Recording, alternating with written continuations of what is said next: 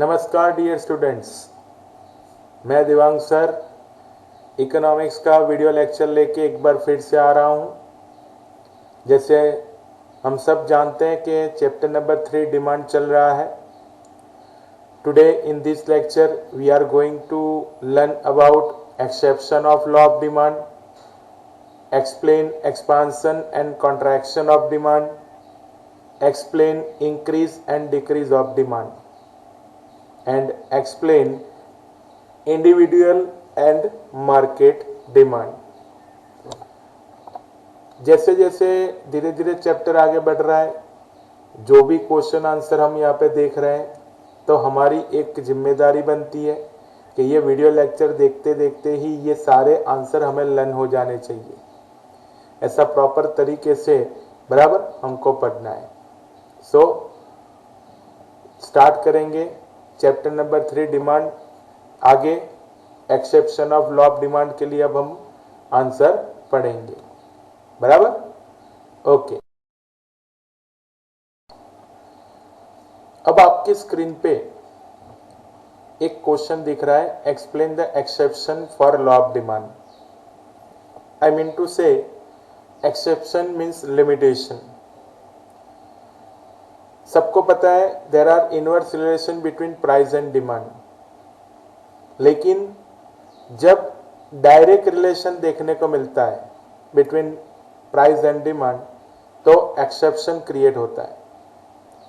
So here we can learn about exception of law of demand means ऐसी goods के बारे में हम पढ़ेंगे जिसके लिए लॉ ऑफ डिमांड बराबर इंप्लीमेंट नहीं होता है।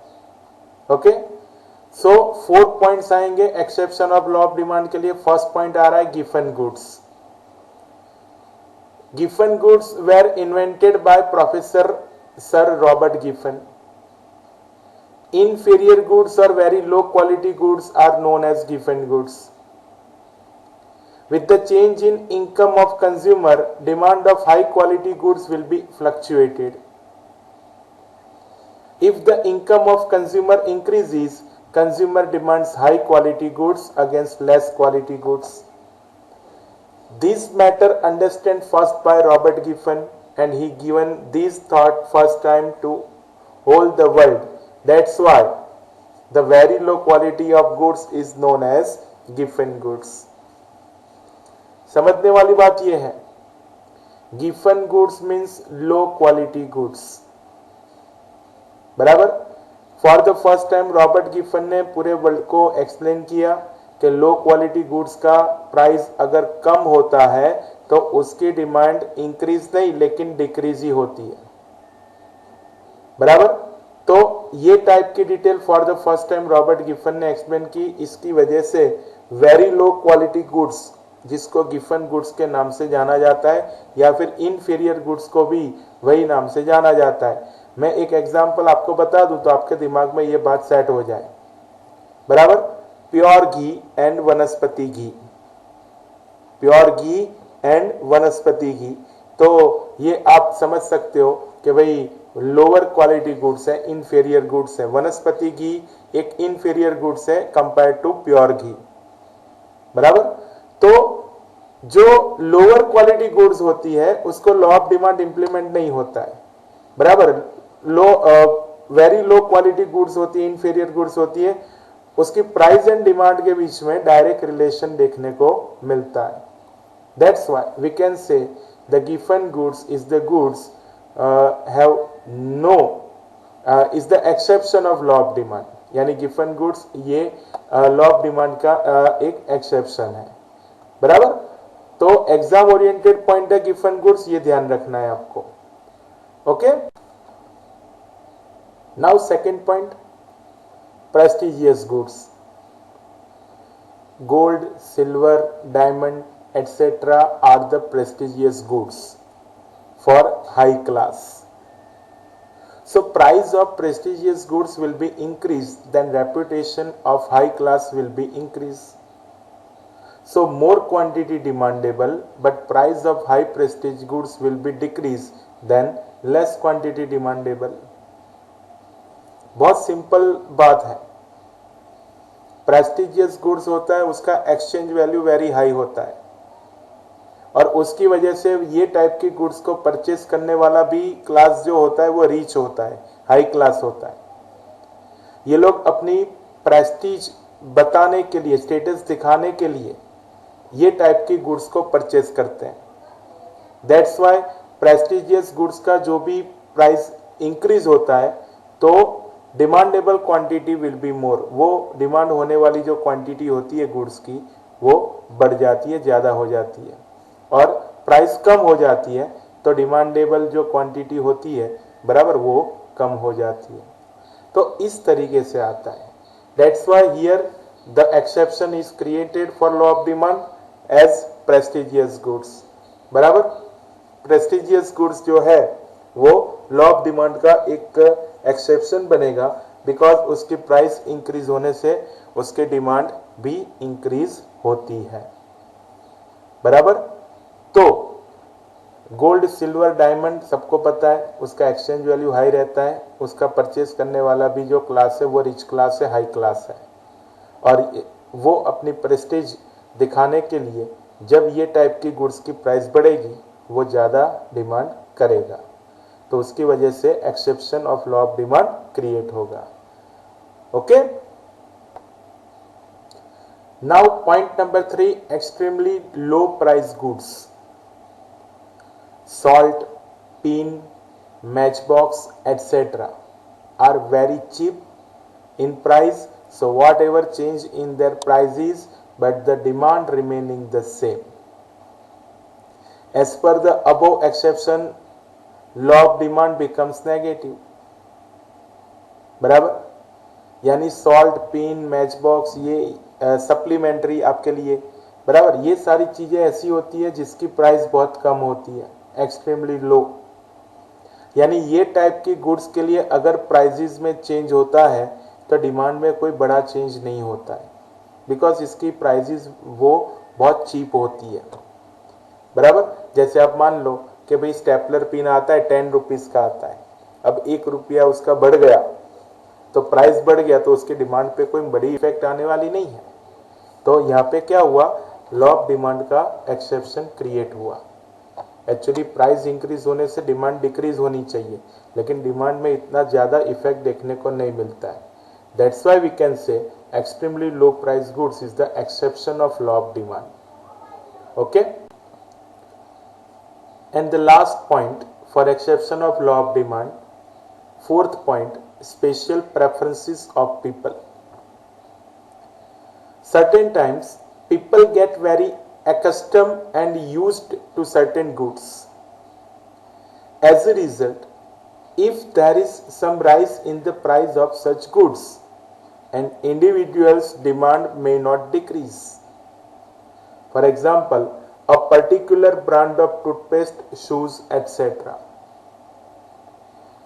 समझने वाली बात यह है कि कुछ पीपल, कुछ पर्सन ऐसे होते हैं जो अपनी चॉइस पे, अब उनकी जो चॉइस होती है कोई भी गुड्स को यूज करने की, उसमें वो स्टैग्नेंट रहते हैं, इसमें वो लोग चेंज नहीं लाते हैं।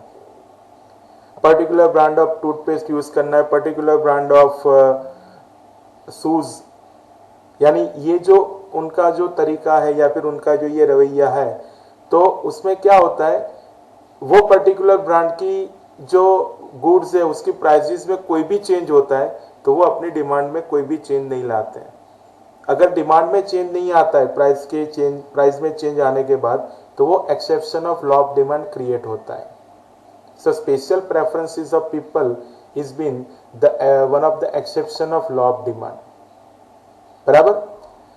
तो टोटल नंबर ऑफ 4 पॉइंट्स हमने पढ़े, given goods, prestigious goods, extremely low price goods and special preferences of people for the exception of law of demand. बराबर। अब आगे जाएंगे।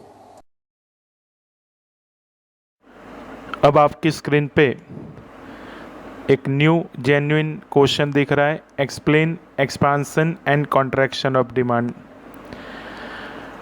ये एक एग्ज़ाम ओरिएंटेड आंसर है, बराबर, यानी उसको पूरी सीक्वेंस में अच्छी तरीके से लिखना पड़ेगा और समझना पड़ेगा। सी फर्स्ट आएगा मीनिंग,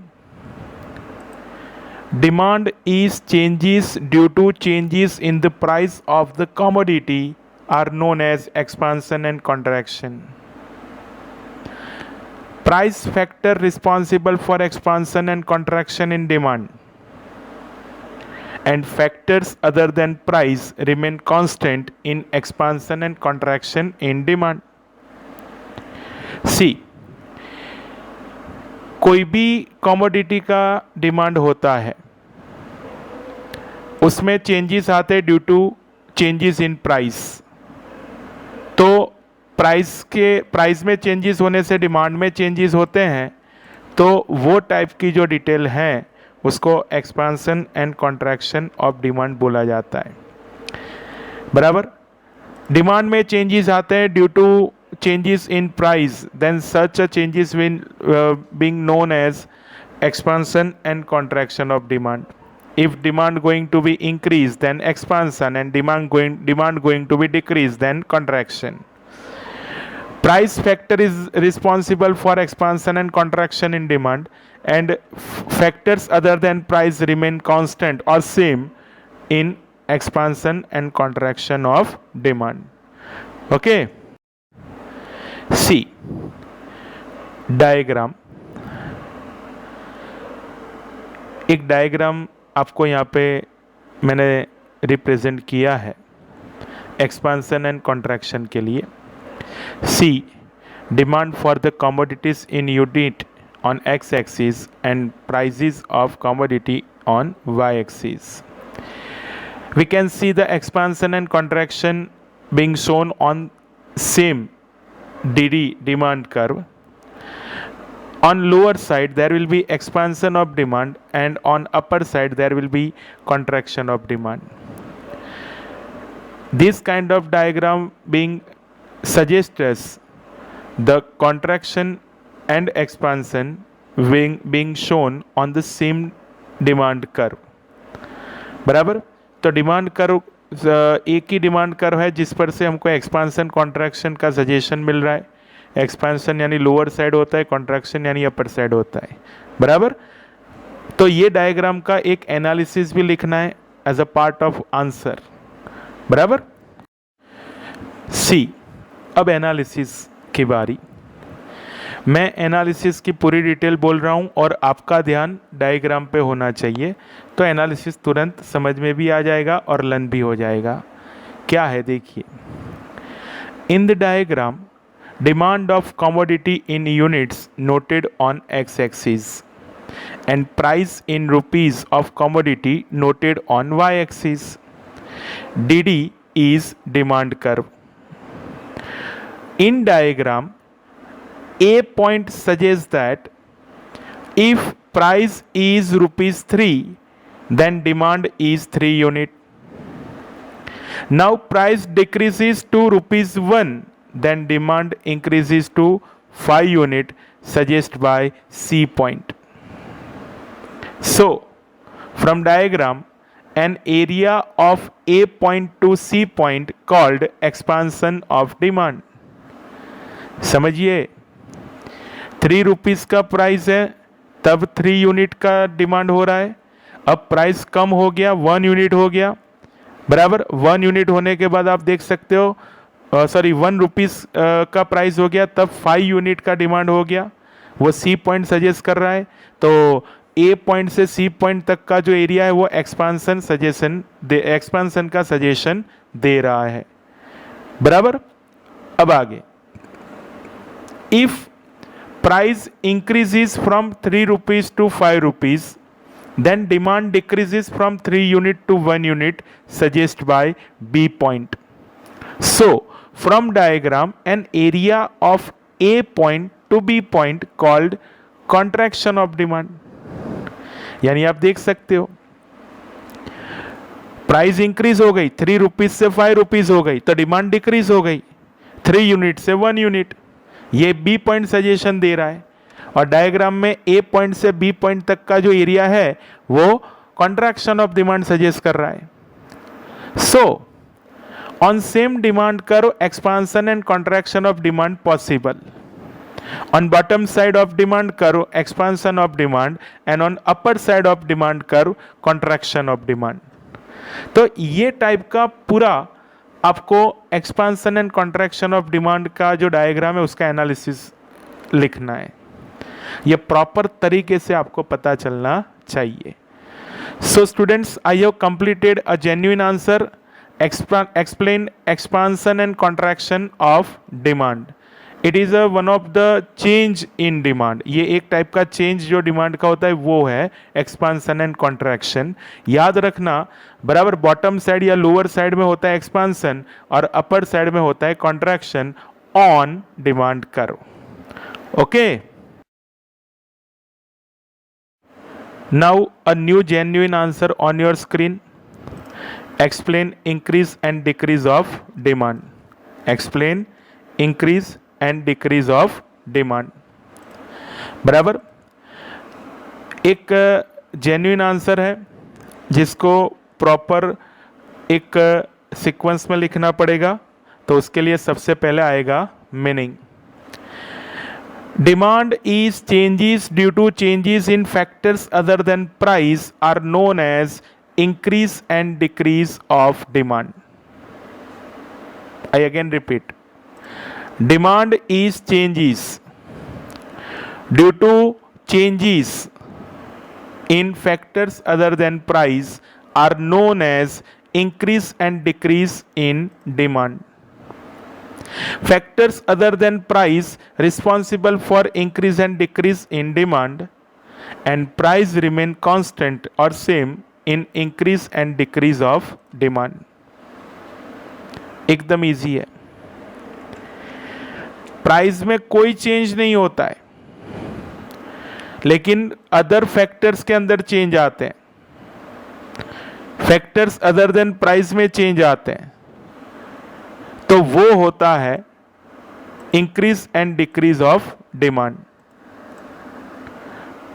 ये पता चलना चाहिए. Factor other than price is the responsible for increase decrease in demand. बराबर. और द प्राइस रिमेन्स सेम और स्टैग्नेंट और constant in increase and decrease of demand. बराबर. Now diagram. अब आपको एक डायग्राम दिख रहा है. Demand of commodity in units on X axis and price of commodity in rupees on Y axis. There will be 3 types of demand curves, D1, D1, D2, D2, D3, D3.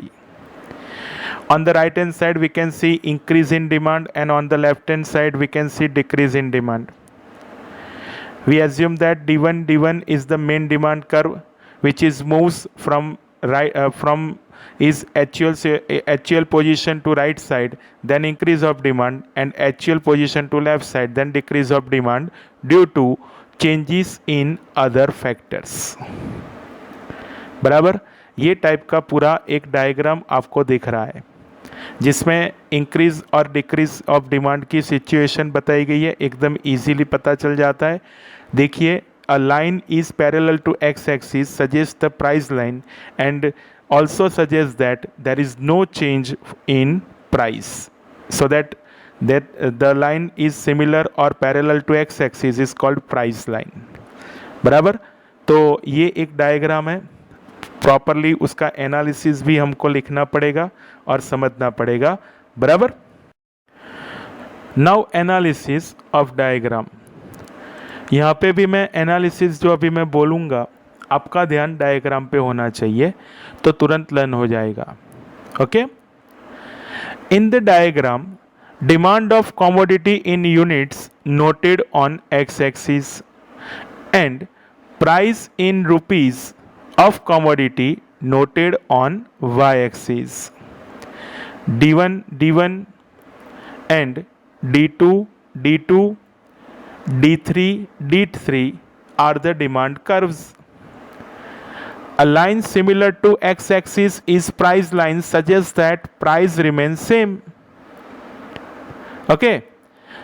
In diagram, A point suggests that if price is rupees 3, then demand is 3 units or demandable quantity is 3 unit. Now changes in other factor, so demand increase to 5 units suggest by C point. So D1 demand curves moves to right side and become new D3 demand curve. So from diagram an area of A point to C point called increase of demand. बराबर एकदम properly लिखा हुआ है. ए point suggest कर रहा है कि जब 3 रुपीज का प्राइस है तब 3 यूनिट का डिमांड है. अब अदर फैक्टर्स में चेंज आते हैं तो डिमांड 3 यूनिट से बढ़ के 5 यूनिट हो जाती है, जो सी पॉइंट सजेस्ट कर रहा है. बराबर, यानी जो मेन D1 डिमांड कर्व है वो राइट साइड पे मूव होता है और D3 नया डिमांड कर्व मिलता है. तो area between A to C point is called increase of demand. Okay, आगे. Now again changes in other factors, so demand decreases, so to 1 unit suggest by B point. So D1 demand curve moves to left side and become new D2 demand curve. So from diagram an area of A point to B point called decrease of demand. समझ में आना चाहिए. Other factors में फिर से changes होता है, लेकिन इस बार डिमांड 3 यूनिट से डिक्रीज होके 1 यूनिट हो जाती है. वो बी पॉइंट सजेस्ट कर रहा है. बी पॉइंट पे बराबर D1 डिमांड करो लेफ्ट साइड मूव होके बी पॉइंट पे D2 नया डिमांड करो मिलता है. तो ए पॉइंट से बी पॉइंट तक का जो पूरा एरिया है डायग्राम में वो डिक्रीज ऑफ डिमांड के नाम से जाना जाता है. Okay, so increase and decrease of demand possible on different demand curves. Increase decrease of demand वो अलग अलग डिमांड कर्व्स पे हम रिप्रेजेंट कर सकते हैं. बराबर, तो ये टाइप के डिटेल. तो यहां पे भी increase and decrease of demand का एक जेन्युइन आंसर कंप्लीट हो रहा है. ठीक है. Now on your screen, difference between expansion and contraction in demand and increase and decrease in demand. एक डिफरेंस आपके सामने आ रहा है. बराबर, जो हम डिस्कस करने वाले हैं अभी, जो 2 टाइप के आंसर 1 बाय 1 हमने कंप्लीट किए, both expansion and contraction of demand and increase decrease in demand, ये दोनों के बीच का एक डिफरेंस बराबर एक एग्जाम ओरिएंटेड आंसर ही है जो अब हम डिस्कस करने जा रहे हैं. सी meaning demand is changes due to changes in the price of commodity are known as expansion and contraction. सामने demand is changes due to changes in factors other than price are known as increase and decrease in demand. तो ये first point हो गया meaning. Now factors. Price factor responsible for expansion and contraction in demand. सामने factors other than price responsible for increase and decrease in demand. Constant. Factors other than price remain constant in expansion and contraction in demand. सामने price remain constant in increase and decrease in demand. बराबर 3 point हो गए. Meaning, factors, constant. 4th point, demand curve. The demand curve remains same for expansion and contraction in demand. सामने the demand curve shifts to right in case of increase in demand and shifts to left in case of decrease of demand. And the last point, movement. The movement of expansion and contraction of demand on the same demand curve, increase decrease in demand curve shown on separate demand curve, means demand curve shifts to right or left from its original place. तो ये पूरा एक answer हमको एक difference के नाम से मिल रहा है. टोटल नंबर ऑफ 5 पॉइंट्स हम देख रहे हैं, meaning factors constant demand curve and movement. ध्यान रखिए आप इसमें 6th पॉइंट डायग्राम करके भी लिख सकते हैं। एक्सपांसन एंड कॉन्ट्रैक्शन का डायग्राम वो साइड ड्रॉ कीजिए and increase decrease of demand वाला जो डायग्राम है वो इंक्रीज डिक्रीज वाली साइड पे ड्रॉ कीजिए, और ऐसा 6th पॉइंट आप एडिशन में लिख सकते हैं if you want to write. तो यहाँ पे ये पूरा एक डिफरेंस हमने समझ लिया, एक्सपांसन कॉन्ट्रैक्शन इंक्रीज डिक्रीज, यानी डिमांड में ये 2 टाइप के चेंजेस आते हैं। The changes occur due to price is called expansion and contraction, and changes occur due to other factors is known as increase decrease of demand. Okay, now new answer being on your screen. Explain individual demand and market demand. Before the start of this question, I will like to give some introduction for this question. Here we can learn about individual and market demand. It is the types of demand. There are 2 types of demand, individual demand and market demand. ध्यान रखना demand कोई भी type का हो, लेकिन उसमें demand के लिए जो रूल्स या टर्म्स डिसाइड की गई है वो फुलफिल होनी चाहिए। यानी डिमांड होने के लिए 5 मैटर्स या 5 डिटेल होनी चाहिए। Particular point of time, particular point of place, price and आपको पता होना चाहिए विलिंगनेस, डिज़ायर एंड कैपेसिटी।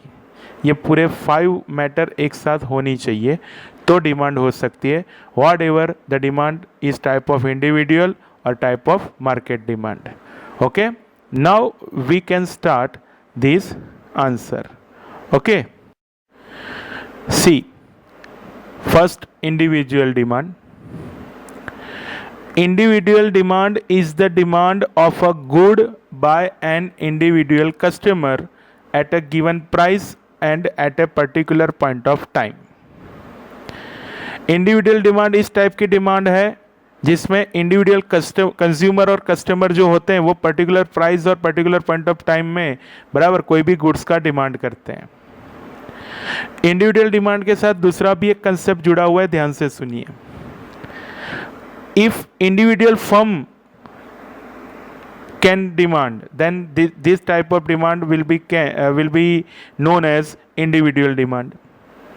कहने का मीनिंग ये है, कोई पर्सन डिमांड करता है इंडिविजुअली तो इंडिविजुअल डिमांड है, लेकिन कोई फर्म इंडिविजुअली डिमांड करता है तो वो फर्म भी इंडिविजुअल डिमांड कर रहा है, ऐसा हम समझ सकते हैं। बराबर, तो individual demand is the demand of a good by an individual consumer at a given price at a particular point of time. Now market demand, the sum total of such individual demand of all existing consumers in the market is called market demand at a given price and at a particular point of time. बराबर, concentrate कीजिए वो word पे, the sum total of such individual demand. यानी individual demand जो होती है वो कोई एक पर्सन या एक फर्म की होती है, लेकिन total sum total of person की जो डिमांड होती है वो होती है मार्केट डिमांड। बराबर, I again repeat, the sum total of such individual demands of all existing consumers in the market is called market demand at a given price and at a particular point of time. Understand what I say? बराबर, individual demand कोई एक person का होता है और जो market demand होता है वो इंडिविजुअल डिमांड का सम टोटल होता है। ये हमारी समझ में आना चाहिए। Okay, now we can learn और we can understand individual demand and market demand through schedule. Schedule पर से हम ये डिटेल समझेंगे। In schedule we can see first मैं सारे हेडिंग बोल रहा हूँ. Prices of the commodity in rupees, then demand of individual commodity A in units, demand of individual commodity B in units, demand of individual commodity C in unit, and at last demand of market बराबर और market demand is sum total of A, B and C in units. बराबर.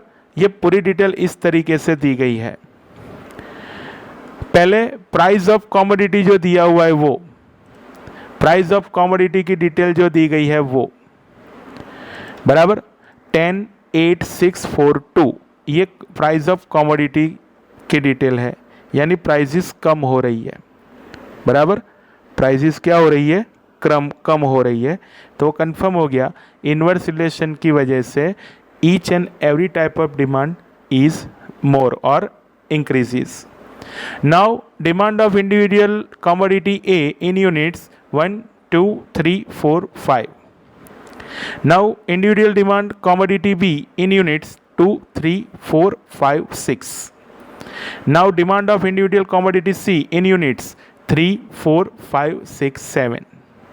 And at last market demand बराबर, यानी इसमें सम total करना पड़ेगा commodity of A plus commodity B plus commodity C, यानी ये second, third and fourth number का जो कॉलम है उसका टोटल करना पड़ेगा 1 + 2 + 3 यानी 6.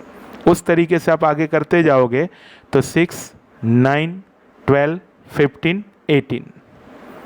तो इस तरीके से पूरा शेड्यूल बनेगा. और ये जो शेड्यूल है आप इसमें नोट कीजिए. बराबर. आप देखिए price going to be decrease and each and all type of demand going to be increase. So here we can see in a schedule of individual demand and market demand inverse relation between price and each and all type of demand. बराबर. Answer में one by one हम आगे जा रहे हैं. अब हम ये शेड्यूल जो है ये शेड्यूल पर से डायग्राम एक्सप्लेन करेंगे या फिर समझेंगे और बाद में ये आंसर क्या होगा? कंप्लीट होगा. यानी टोटल नंबर ऑफ 4 डायग्राम्स आएंगे. Diagram for demand curve of A commodity, diagram for demand curve of B commodity, diagram for demand curve of C commodity and diagram for demand curve of market demand. ऐसे 4 diagram बनेंगे. बराबर. Each and every diagram में price remain same और जो diagram जो demand का है वो हिसाब से डिमांड में चेंजेस होगा, लेकिन बनेगा तो डिमांड कर्व. बराबर. Okay, let's see the first diagram for demand curve of person A और commodity A. On X axis there will be demand for commodity in units and on y axis price of commodity into rupees. बराबर. इस तरीके से पूरा detail दिया हुआ है. सी ये एक जो आगे हमने शेड्यूल देखा था वो शेड्यूल पर से ही ये डायग्राम बनाया गया है. यहाँ पे पर्सन ए या कमोडिटी ए की डिटेल दी गई है. If price is ₹10, then demandable quantity is 1 unit, suggested by A point. Similarly, at ₹8, demandable quantity is 2 units, suggested by B point. Price ₹6, then demandable quantity is 3 units, suggested by C point. Price ₹4, demandable quantity is 4 units, suggested by D point. And price is ₹2 and demanded quantity is 5 units, suggested by E point. A line joint A, B, C, D, E point is the D1. It is the demand curve of person A. बराबर. ये identification हुआ. ये कोई नई बात नहीं है demand curve draw करने की. बराबर. प्रॉपर मेजरमेंट के हिसाब से आपको ड्रॉ करना है तो आपका डायग्राम सही काउंट होगा और मार्क्स भी प्रॉपरली मिलेंगे. तो ये हो गया first diagram demand curve of person A. Okay. Now second diagram demand curve for person B और demand curve for commodity B. Same schedule में जो दिया हुआ है वही तरीके से यहाँ पे रिप्रेजेंटेशन है। Demand for the commodity B in units noted on x-axis and price of commodity in rupees noted on y-axis. C. A point suggests that there is 10 rupees price, the demandable quantity is 2 unit. B point suggests 8 rupees price, demandable quantity 3 units. C point suggests 6 rupees price, 4 unit demandable. D point suggests 4 rupees price and 5 unit demandable. E point suggests 2 rupees price and 6 unit demandable. And line joins A, B, C, D, E point D2, D2 is the demand curve. Demand curve for person B और commodity B. यानी demand curve जो मिला वो अभी जो demand curve मिला वो person B या कमोडिटी बी के लिए है। तो ये हो गया दूसरा डायग्राम। यहाँ पे भी डिमांड कर्व ही ड्रॉ हुआ है, लेकिन एज पर शेड्यूल यहाँ पे पर्सन बी और कमोडिटी बी के हिसाब से डिमांड को ध्यान में लिया गया है। Okay, now third diagram for demand curve person C or demand curve for commodity C. In diagram, demand for the commodity in units on x-axis and price of commodity in rupees on y-axis. C. A point suggests that at 10 rupees price 3 unit demandable. B point suggests at 8 rupees price 4 unit demandable. C point suggests at 6 rupees price 5 unit demandable. D point suggests at 4 rupees price 6 unit demandable, and E point suggests at 2 rupees price 7 unit demandable. Now A, B, C, D, E, here is the 5 different points and joined with a curve called D3, D3. It is the demand curve. It is the demand curve for person C or commodity C. बराबर, एक तरीके से ये भी demand curve ही हुआ। बराबर, जो भी डिमांड कर्व आप देख रहे हो वो डिमांड कर्व की डेफिनेशन में सेट होता है। All the demand curves moves from upper side to lower side, top to bottom and having negative slope. बराबर, तो ये हो गया another individual demand for commodity C और individual demand for person C. बराबर, and at last fourth and final market demand curve. Demand for commodity in units on x-axis and price of commodity in rupees on y-axis. A point suggests that at 10 rupees price 6 unit demandable. B point suggests that at 8 rupees price 9 unit demandable. C point suggests at 6 rupees price 12 unit demandable. D point suggests at 4 rupees price 15 unit demandable, and E point suggests at 2 rupees price 18 units demandable.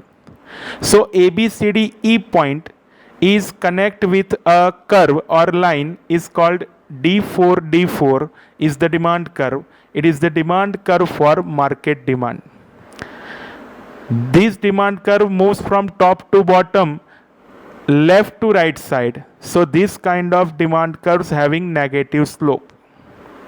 हमने देखा demand curve for person A, B, C and market demand curve. All the demand curves having negative slope, and negative slope suggests us the inverse relation between price and demand. बराबर, so student यहाँ पे ये एक answer complete हुआ individual demand and market demand का।